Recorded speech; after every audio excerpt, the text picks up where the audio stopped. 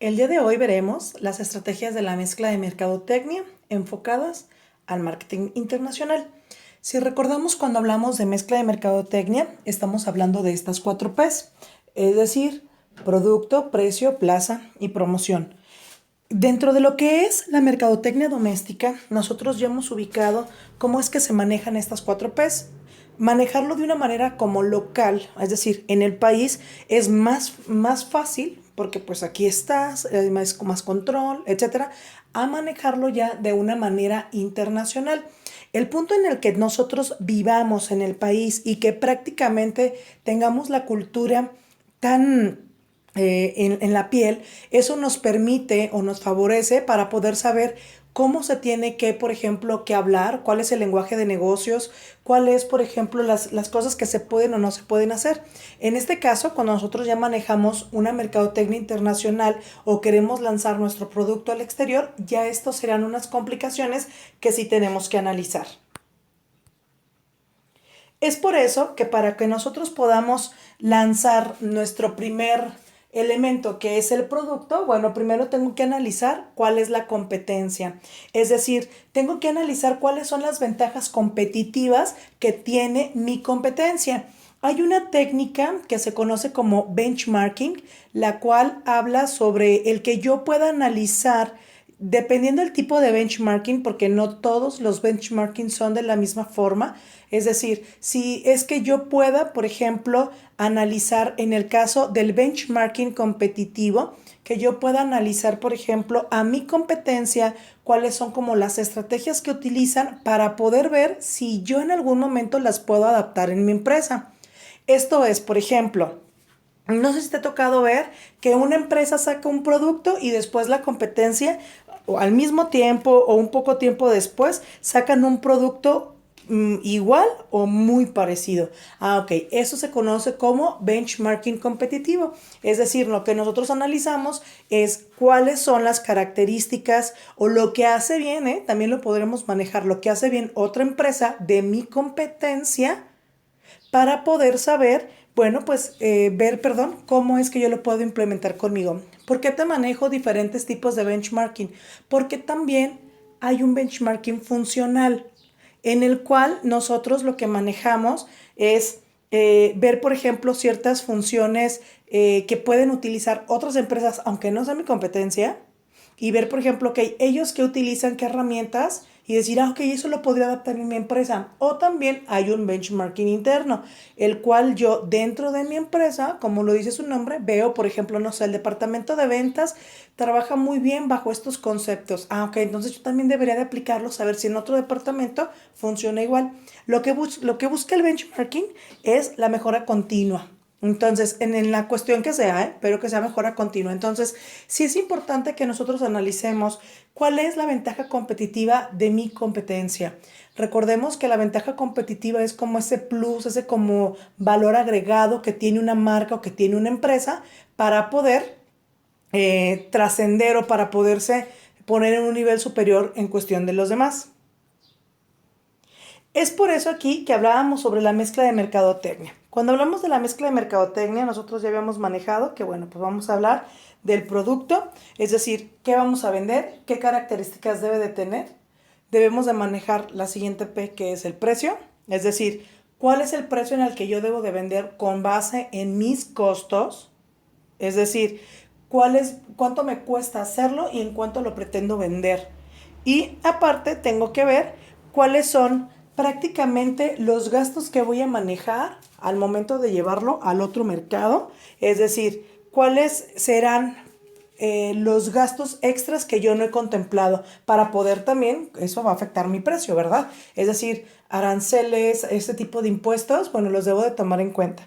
Y también, bueno, vemos lo que es la plaza, en la cual nosotros hablamos del mercado, hablamos de la distribución y hablamos también del comportamiento del consumidor, que es un elemento súper importante dentro de las empresas, ¿no? Es decir, si yo no analizo cuál es el comportamiento del consumidor de quien voy o con quien voy dirigido, bueno, muy difícilmente voy a saber qué le puedo vender o qué le gustaría el consumir. Y por último, la parte de la promoción, es decir, la cuestión de la publicidad, la cuestión de cómo le voy a llegar a mi cliente, ¿no? Por medio de un regalo, por medio de un emplaye, es decir, cómo le voy a llegar. Dentro de lo que es el producto, pueden existir diferentes estrategias que yo puedo implementar. En este caso, bueno, tenemos que entender que cuando la gente ve un producto, este producto le genera ciertas ideas positivas o negativas. Es por eso que debemos de tener cuidado en ciertos elementos que iremos viendo, como lo son los colores, la cuestión fonética. Tenemos que cuidar, por ejemplo, la tipografía, los detalles de figuras, por ejemplo. O sea, tenemos que cuidar mucho cómo es que representamos este producto. ¿Por qué? Bueno, porque nosotros no sabemos con qué asocie la gente ese producto.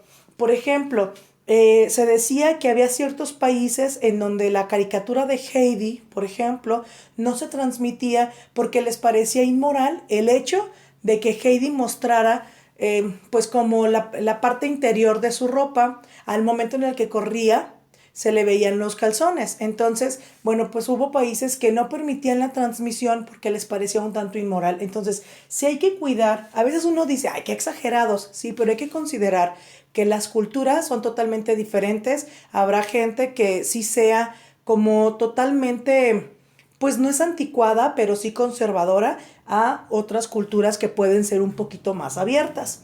En este caso, bueno, tenemos que checar los estereotipos que se manejan con los productos. Esto es una cuestión que nosotros no podemos controlar. Es decir, yo no puedo hacerle ver a la gente que Heidi no es malo, ¿no? O la caricatura no es mala, pero sí debo de entender que él simplemente por cuestiones culturales, pues no lo acepta, ¿no? Entonces, no tomárnoslo como tan personal. Ahora, en este caso es bien importante cómo es que ellos conciben el producto, como bueno o como malo, con qué lo relacionan. Es por eso que se tiene que hacer dentro de lo que es la parte de la plaza, la investigación del comportamiento del consumidor. Es decir, sí tenemos que ver qué es lo que perciben, porque a veces uno puede creer, me había tocado en algún momento ver una marca de unos chicos estudiantes y cuando se veía a simple vista pareciera, no sé, comida para caballos, ¿no? Y ellos decían, no, es que no es comida para caballos, es un bar. Entonces, es bien importante que nosotros sí analicemos o sí investiguemos qué es lo que para la gente representa lo que nosotros les mandamos, porque a veces podría mandar un mensaje totalmente equívoco a lo que queremos generar. Es por eso que nosotros tenemos que analizar ciertos elementos del producto, por ejemplo, el empaque, las cajas o los envases que les vamos a enviar, cómo van a ser, qué figuras tienen, porque hay veces que la gente puede ver sentidos figurados en los envases o en los empaques y eso generar, bueno, pues una mala interpretación del producto y verse de una forma que no queremos, pues manejar. En esta parte, lo que nosotros podemos realizar o relacionar, mejor dicho, con la calidad, también está el servicio al cliente. En este caso, tenemos que diferenciar un punto que es atención al cliente y otra que es el servicio al cliente. Debemos recordar que el servicio al cliente es que yo haga lo que me toca hacer. Ya cualquier cosa que haga como plus, eso es atención. ¿Por qué es importante en la mercadotecnia? Porque la gente puede percibirte como un producto malo si es que tu atención o tu servicio al cliente no es el adecuado. O sea, sí es una estrategia para poder llegar de mejor manera a nuestro público. Aquí nosotros tenemos que manejar, bueno, pues claro, tenemos que manejar cuál es la percepción que tiene el cliente ante el producto. Nos encontraremos con países que, bueno, pues que quieran proteger al 100% o lo más que se pueda su país en cuestiones ecológicas. Es por eso que, bueno, pues hay países que te dicen que ciertos materiales no se pueden utilizar. ¿Por qué? Porque en la vida que tenga el envase o el empaque, puede ser un contaminante muy agresivo para, en este caso, para el medio ambiente. Ahora, puede también que en algunos países se puede dar la situación que te permitan solo cierta cantidad de entrada de exportación por cuestiones arancelarias o por cuestiones de competencia. ¿Por qué de competencia? Porque también ellos tienen que manejar una cuestión equitativa en los productos que se están manejando en el país para que no se vea, bueno, como que si estuviéramos vendiendo el mercado de cierta forma, ¿no? Entonces, aquí lo que tiene que ver con cuestiones físicas, con cuestiones químicas, es súper importante. Es decir, cómo se ve el producto, pero qué contiene el producto es importante. Ya lo hemos hablado en anteriores situaciones, que si yo, por ejemplo, llevo un producto a otro lugar, no sé la reacción en el ambiente que me pueda provocar. Entonces, sí hay que como que analizar muy bien cuáles son las cualidades químicas que tiene mi producto para poderlo lanzar o no lanzarlo, ¿sí? Ahora, ¿cuáles van a ser las características que voy a incluir en la etiqueta? Lo vamos a ver un poquito más adelante. Recordemos que la etiqueta tiene como finalidad el darle información de lo que está consumiendo mi comprador final. Es decir, yo en él le voy a decir qué es lo que está consumiendo, cuál es el porcentaje, si es nocivo, si no es nocivo, formas de uso, etcétera. Y también debo de manejar como estrategia la cuestión del idioma y los canales de distribución. Vamos a ver una cuestión súper interesante que es el diseño. Aquí, entre más atractivo sea un diseño, mayor percepción positiva o mayor penetración tendrá en el cerebro. ¿Por qué? Porque eso es lo que se considera como una estrategia de packaging, es decir, que sea atractivo, que sea funcional. Ahorita, por ejemplo, todo lo que tiene que ser con biodegradable está de moda, pero sí, por ejemplo, hay países que te pueden pedir que hasta los tintes o las pinturas con lo que está impreso tu etiqueta sean biodegradables, o sea, que no sean tan contaminantes. Entonces, sí es importante que nosotros analicemos porque a veces decimos, ay, pues lo imprimimos y ya. Pues no es nada más imprimirlo, hay que analizar si el país es muy estricto en esta cuestión ecológica, bueno, pues hasta la pintura o los tintes tendrán que tener características ecológicas según el país al que vamos.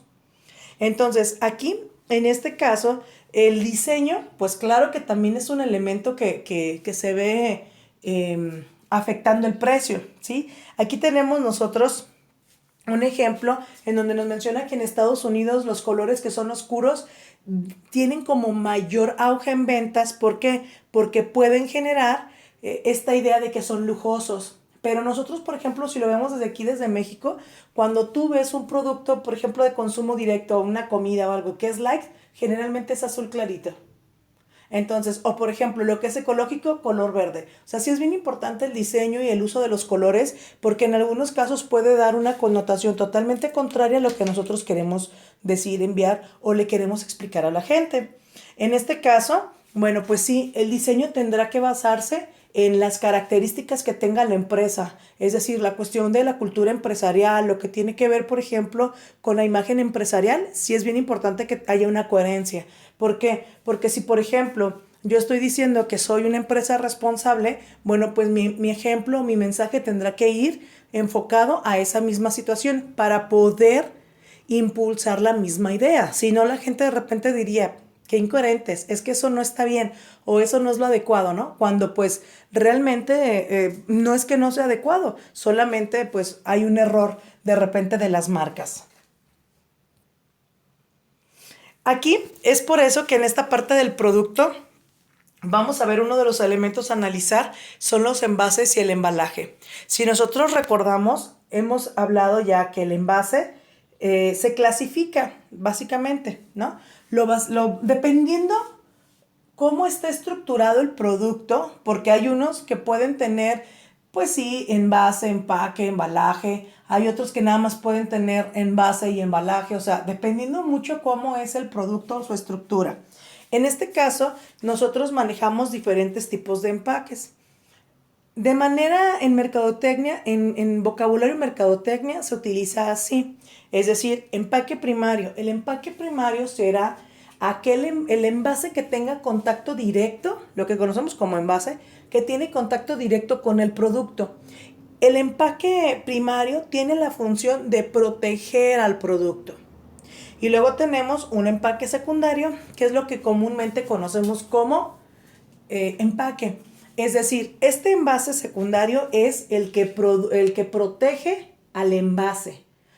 Envase o empaque primario protege al producto y el empaque secundario protege al empaque primario. Pero también podemos encontrar empaques terciarios, que es decir, la caja en donde nosotros podemos meter varios empaques secundarios y que esto nos permite su transportación. Es por eso que aquí manejamos una unidad de carga. En este caso nos sirve ya sea para estirbar o para poder almacenar o para poder distribuir el producto. Aquí nosotros tenemos que analizar que hay países que te piden cierta cantidad de productos estirbados. Es por eso que aquí nosotros manejamos lo que es el contenido bruto. Conocer cuánto pesa con todo y caja para saber cuánto se puede estirbar.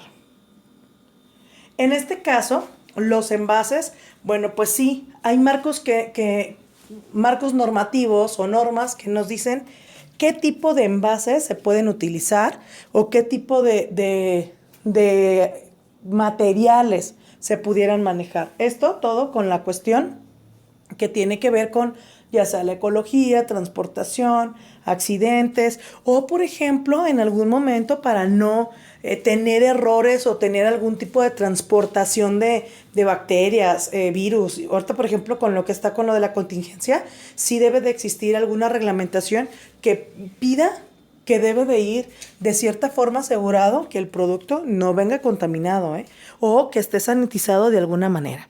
Entonces, a pesar de que a veces uno no considera que estos detalles sean importantes, pues sí, sí lo son. A veces que uno no cree que realmente se midan tantas cosas, pero pues los países no se pueden arriesgar a que un producto pues venga y les afecte al país, porque al final del día pues son pérdidas grandiosas, ¿no? Ahora, vamos a encontrar también dentro de este mismo orden de ideas, bueno, las tendencias. Es decir, ahorita, por ejemplo, nosotros vemos que hay una tendencia muy, muy fuerte por tener productos biodegradables, reutilizables, productos, por ejemplo, que tengan menos impacto hacia el medio ambiente.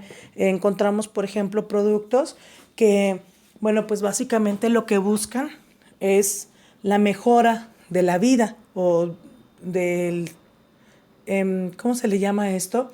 La mejora pues del día a día de las personas, ¿no? Entonces aquí, bueno, sí tenemos que buscar materiales que se adapten al clima, porque tú podrás decir, pero ¿qué tiene que ver? Bueno, si hace mucho calor, por ejemplo, y tú llevas un cierto empaque, bueno, eso puede generar que tu producto se descomponga. Tenemos que ver, por ejemplo, cómo debemos de transportar ese producto desde el lugar de origen hacia el lugar al que vamos destinados. En algún momento esto me hace recordar que alguien me comentaba que de tarea les dejaban investigar cuánto costaría trasladar, no recuerdo si aguacate a China, por decir algo, y los chicos decían, pues es que, y creo que se los manejaban por vía marítima, ¿no? Entonces los chavos decían, no, pues es que en vía marítima, pues o sea, cuando llegue el aguacate ya se descompuso. Entonces es bien importante que nosotros analicemos cómo es que vamos a transportar el producto, qué necesitamos, cuánto tiempo va a tener de vida este producto antes que se descomponga, desde que nosotros lo enviamos hasta que le llegue a la gente. Y pues bueno, si por ejemplo, dependiendo del tipo de producto, cómo va a ser esta identificación del contenido. Hay veces que nosotros podemos encontrar productos que vienen como en envases o en empaques de color que no permite ver el interior dependiendo de las características del producto, ¿verdad? Pero bueno, si se logra ver, también poder notar qué es lo que contiene el producto para que la gente sepa lo que está consumiendo. Un elemento importante es el etiquetado.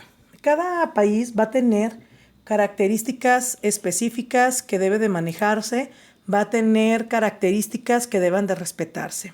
Es por eso que, bueno, dentro de los elementos básicos que se manejan en la etiqueta, tiene que ver con los contenidos, descripción de las características del producto, debe de manejarnos, por ejemplo, de dónde va el producto, cuáles son sus características, cómo es que lo debemos de manejar. Aquí nosotros podemos elegir si queremos como utilizar diferentes etiquetas en el producto. No sé si les ha pasado a ustedes que de repente tienes un producto que viene de China y encima viene, recuerden que aquí voy a hacer un paréntesis, la etiqueta no necesariamente se tiene que desplegar.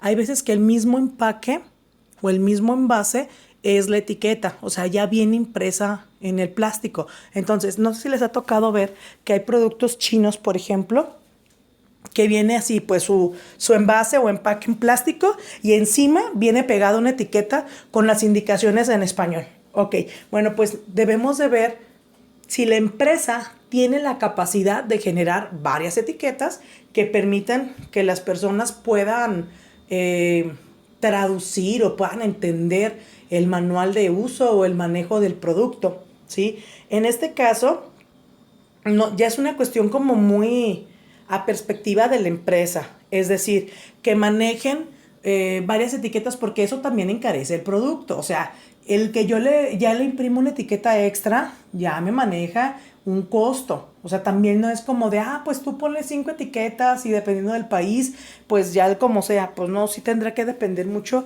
de cuánto dinero tenemos para invertir. Vamos a ver un pequeño ejemplo. Este video se los grabé de un producto que justamente tenía en la mano, que es este Lysol, que es un desinfectante. Y me pareció muy interesante porque no lo había notado, que si ustedes se dan cuenta, tiene una etiqueta pegada encima de la etiqueta original. Esto viene ya de fábrica, pero si nosotros lo despegamos, nos podemos dar cuenta que en la parte interior viene la etiqueta con las características en inglés del producto. Esto se hace con la finalidad de estandarizar, es decir, yo hago el producto y ya nada más en cada país se le maneja una etiqueta con el lenguaje o con el idioma adecuado para que cada quien lo pueda interpretar. Otro elemento que vamos a analizar es la marca. La marca, recordemos que puede ser el nombre, símbolo o figura que nosotros le demos a un producto y esto tiene finalidad, bueno, de identificarlo con la competencia. En este caso, sí es importante que nosotros cuidemos ciertas características de la marca. Primero, que no sea tan largo. ¿Por qué? Porque entre más larga sea el nombre de la marca, menos penetración va a existir. Es decir, la gente no se va a acordar. La gente se acuerda de cosas cortitas, de palabras cortas, de iniciales, de figuras, ¿no? Ya lo sabemos con estos distintivos de marca, el perrito de Ferrioni, el lagarto de Lacoste, o sea, son elementos que la gente identifica muy fácilmente, que sea de fácil pronunciación. ¿Por qué? Porque puede que a veces la gente confunda una marca con otra y haya como esa disputa, ¿no? Por ejemplo, lo vemos con el ejemplo de los celulares Huawei. La gente no sabe si se dice Huawei, Huawei, Huawei. O sea, la gente de repente entra como en esta discusión de cómo se dice, ¿no? Entonces, bueno, pues sí es importante el que nosotros mencionemos el nombre en la publicidad, por ejemplo, para que la gente lo empiece a familiarizar, ¿sí? Y también cuidar las connotaciones desfavorables.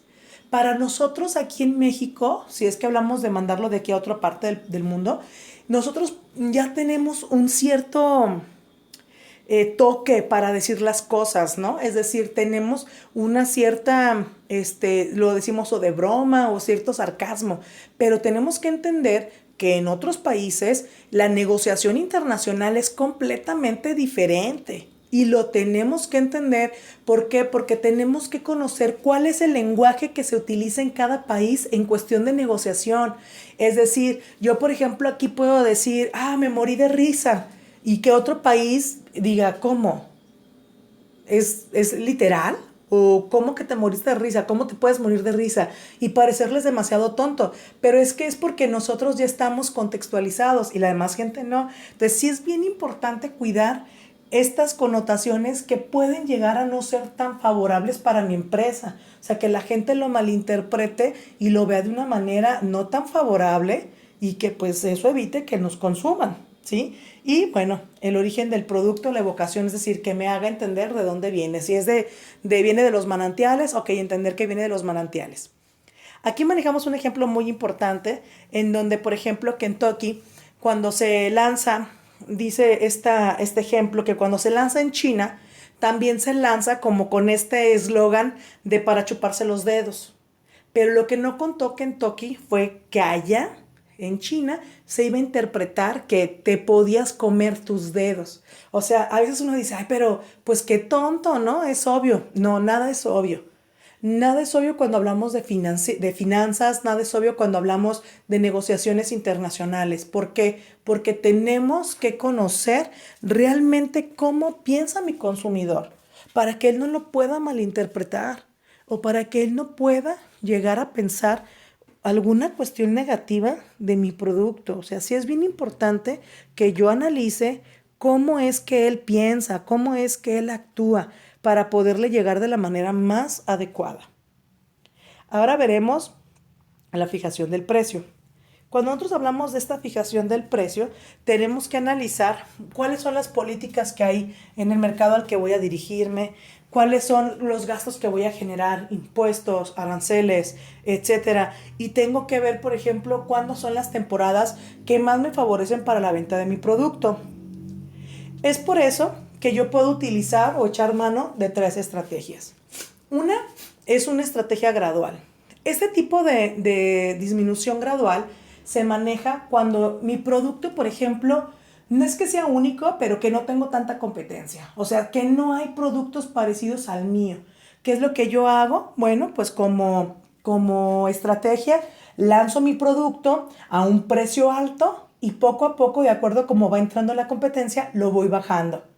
Pero aquí, al principio, sí debo de tener gente que lo quiera pagar al precio al que lo estoy manejando. Si hay competencia o si hay productos, por ejemplo, muy parecidos al mío, pues la gente se va a ir con el precio más bajo. Recordemos, el precio no es una ventaja competitiva. ¿Por qué? Porque hay variables que pueden hacer que que el precio se dispare. Lo vemos ahorita, por ejemplo, con la contingencia. Si yo, por ejemplo, decía que los cubrebocas yo los vendía mejor porque eran más baratos, ahorita, por ejemplo, ninguno es barato. Entonces, sí es bien importante que entendamos que el precio no es una ventaja competitiva.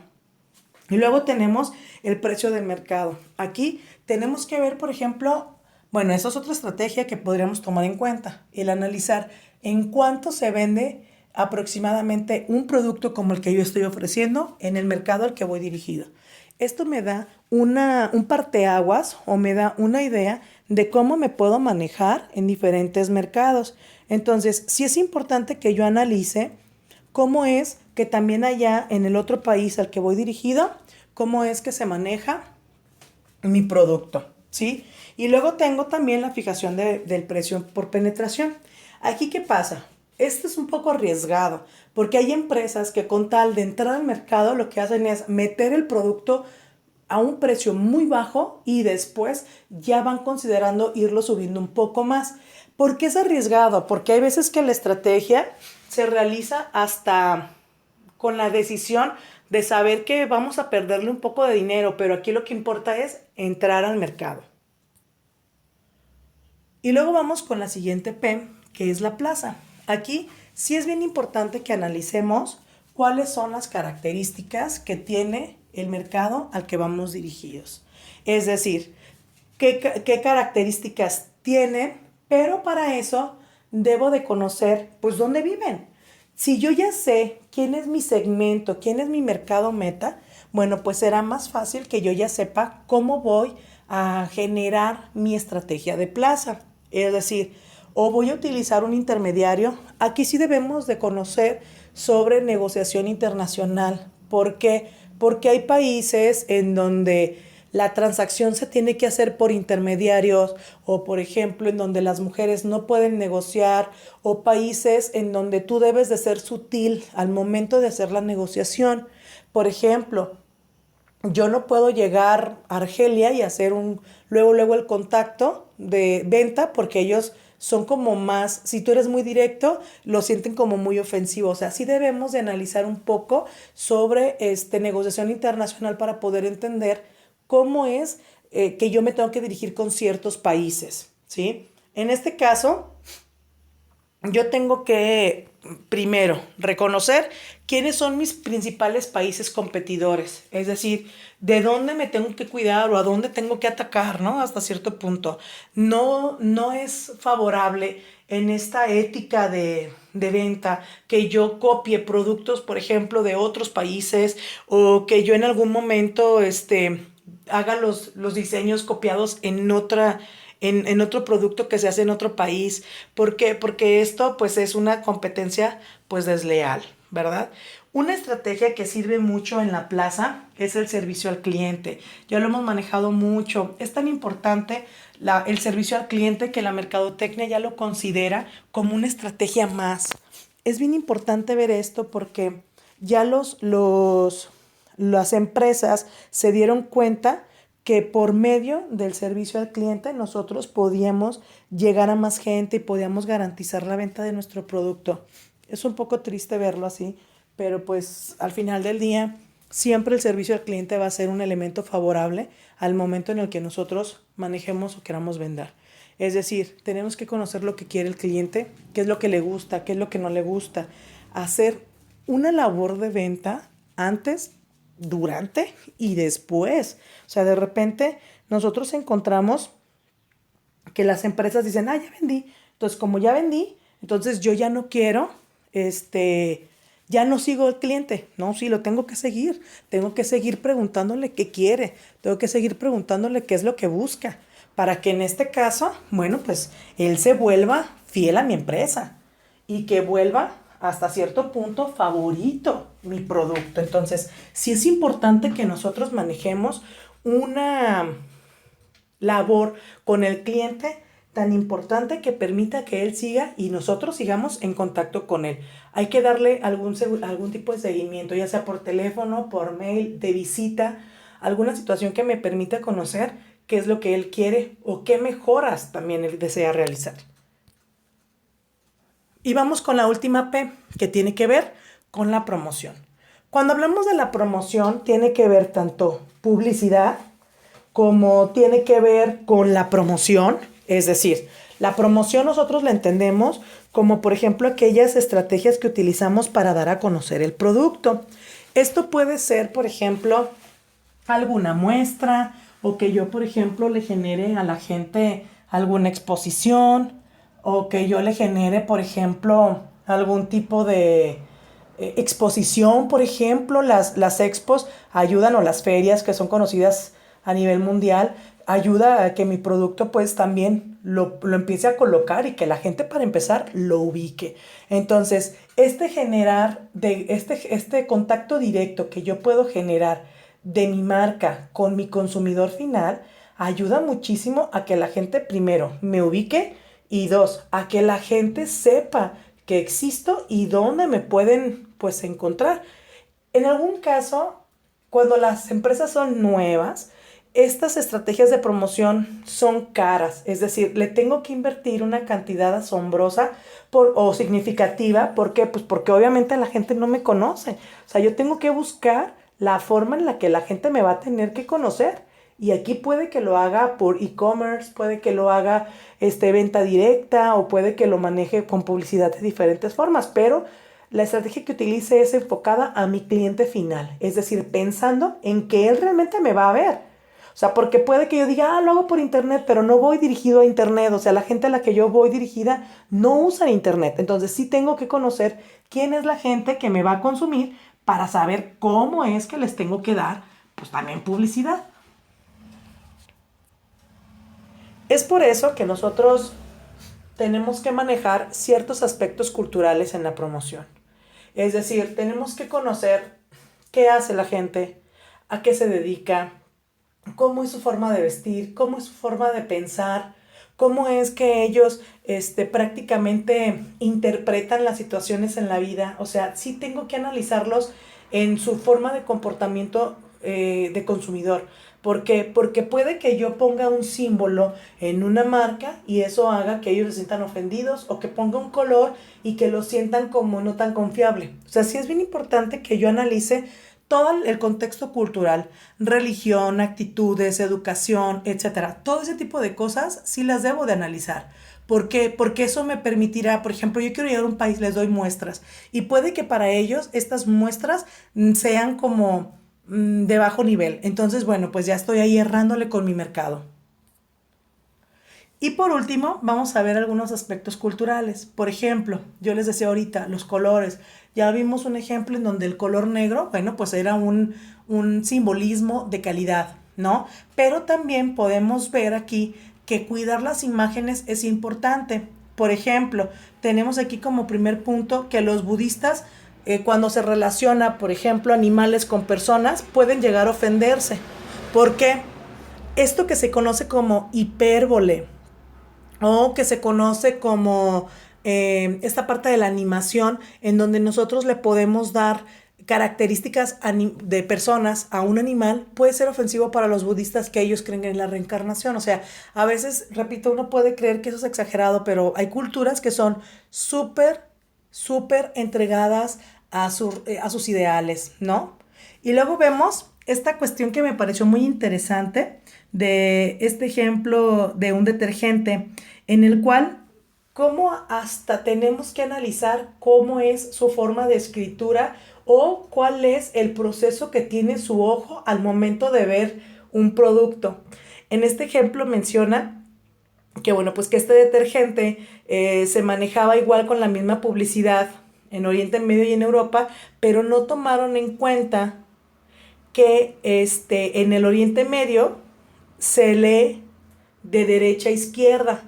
Entonces, la forma en la que acomodaron los elementos hacía entender a la gente que el producto, en lugar de desmanchar o de limpiar, terminaba afectando más a la prenda. Entonces, sí es importante que analicemos ciertos elementos de la cultura. ¿Por qué? Porque hay veces que nosotros creemos que el comportamiento no es tan trascendente, pero podemos ver que si no analizamos de manera adecuada el comportamiento del consumidor, puede generar que prácticamente nuestra empresa se vaya a la quiebra.